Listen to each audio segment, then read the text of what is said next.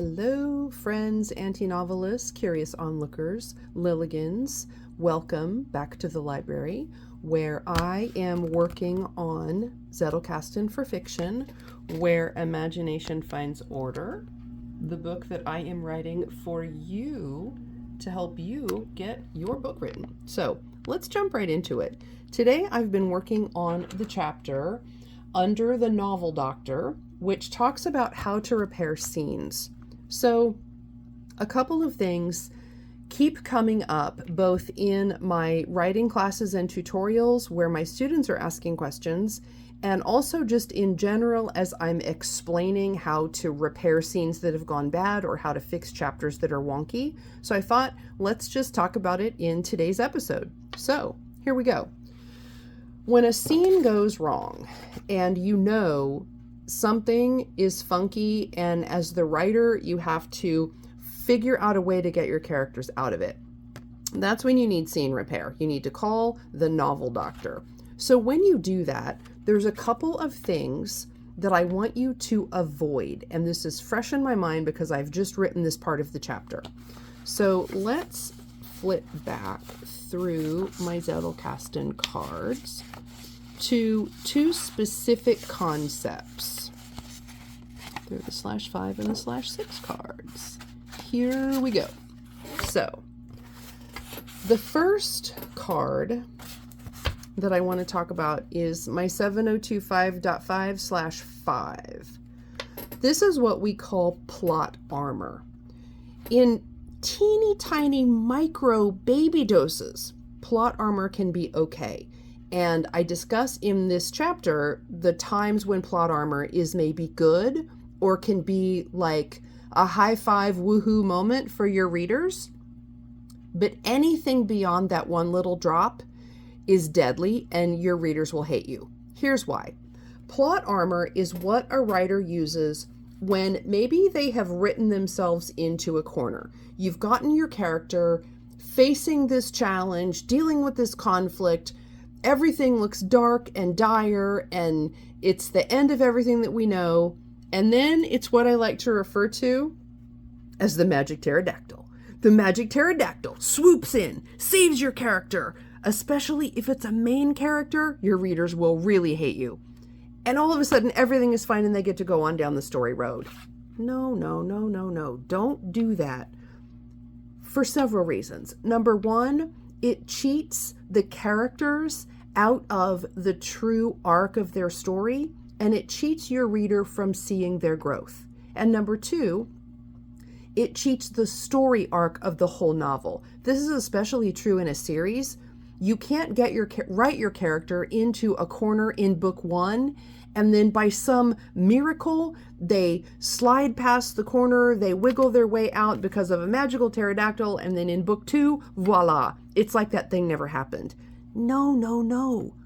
One of the things that readers love about great stories is they love to live that story through the character. And trust me, no reader wants to be magically saved by something that swoops in and saves the day and cheats them out of the journey of a great story. So don't shortcut your readers. That includes things like crazy coincidences, like, oh, and there just happened to be a sword tucked behind the couch cushion when she was attacked and she was able to slay the attacker. Seriously, don't do that. Blind luck. Just as the car was about to skid off the road and flip end over end down the embankment, a magical pterodactyl swooped in and kept the car on the road. Or even better yet, there was an angel. The story has nothing to do with angels. There's nothing supernatural about the story. But in that moment, a magical angel swoops in and saves the day. Don't do that. It just cheats the reader. Lucky breaks. That's another one. Maybe your character has been down on his luck. He's just been dogged the whole story. And you're used to seeing this Charlie Brown guy get Charlie Browned time and time and time again. And then at a critical moment that makes no sense whatsoever, all of a sudden, he gets a lucky break. That's cheating. You are a better writer than that. Take those scenes into workshop, work with your beta readers or your critique partners, work through those things so that you can write the best story that you can without plot armor and no magic pterodactyls. The second issue plays off of this. It's Deus Machina. It's the god or the ghost in the machine. It's essentially describing the same thing, though plot armor is more of a universal device. Deus Machina is more of a specific device. So again, don't allow some magical force within the machine of your story to swoop in and save things. This phrase originated back in the days of old school theater, where you literally had a machine that would come in over the theater and change the sets and lower the curtains and change what they were getting ready for in the next scene, and then it would rise and voila, everything was fixed by this magical machine in the sky.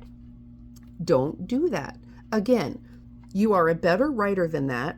You are much stronger than taking a lucky break or a coincidence as a cheat, and your readers will respect you that much more because, number one, you've done the work of giving them a great reading experience, including sometimes letting your characters get beat up pretty bad rather than saving them.